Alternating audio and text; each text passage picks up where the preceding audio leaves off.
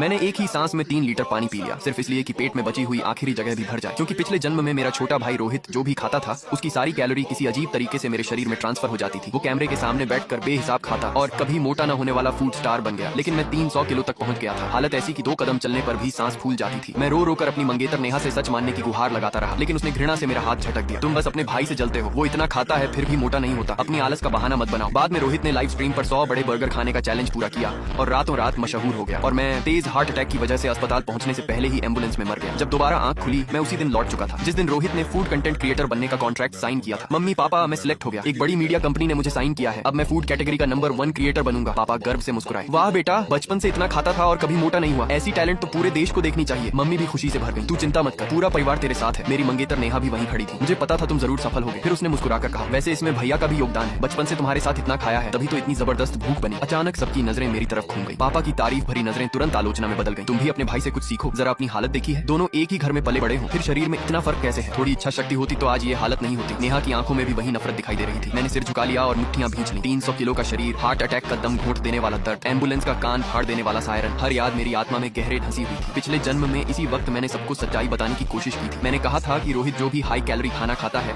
उसका असर मेरे शरीर पर होता है, लेकिन किसी ने यकीन नहीं किया। सबको लगा मैं मोटापे और जलन की वजह से पागल हो चुका। इस बार मैं वही गलती नहीं दोहराने वाला था। मैंने शांत स्वर में कहा, बधाई हो रोहित। उसके चेहरे की मुस्कान एक पल को जम गई। उसे उम्मीद थी कि मैं पहले की तरह डांट सुनकर रो पड़ूंगा। नेहा भी थोड़ा हैरान हुई, लेकिन उसने इसे मेरी मजबूरी समझ लिया। वो मेरे पास आई और ऊपर से नीचे तक देखते हुए बोली, अच्छा है कि अब तुम्हें समझ आ गई। रोहित का करियर अभी शुरू हुआ है, बड़े भाई होने के नाते तुम्हें उसका साथ देना चाहिए, परेशानी नहीं बनना चाहिए। रोहित की सफलता का जश्न मनाने के लिए उसी रात पूरा परिवार एक मशहूर रेस्टोरेंट पहुंचा। वाह, आज तो मजा आ जाएगा। रोहित खुशी से उछल पड़ा। मुझे उनका स्पेशल पोर्क, मसालेदार रिब्स, बटर क्रैब और वो बड़ा वाला रोस्ट भी चाहिए। वो लगातार एक के बाद एक भारी भरकम डिशों के नाम गिनाता जा रहा था और हर नाम सुनकर मेरा दिल और भारी होता जा रहा था। पिछले जन्म में यही डिनर मेरी तबाही की शुरुआत बना था। सिर्फ एक रात में मेरा वजन 5 किलो बढ़ गया था। यहीं से उसका करियर आसमान छूने लगा और मेरी सेहत अंधेरे में डूबती चली गई। मैंने उसकी उत्साहित शक्ल को ठंडी नजरों से देखा। रोहित, इस बार उस दर्द का स्वाद शायद तुम्हें चखना पड़ेगा। वाह, ये रिब्स तो मुंह में जाते ही घुल रही हैं और ये क्रैब, कमाल की खुशबू है। वो खाते खाते लगातार तारीफें किए जा रहा था।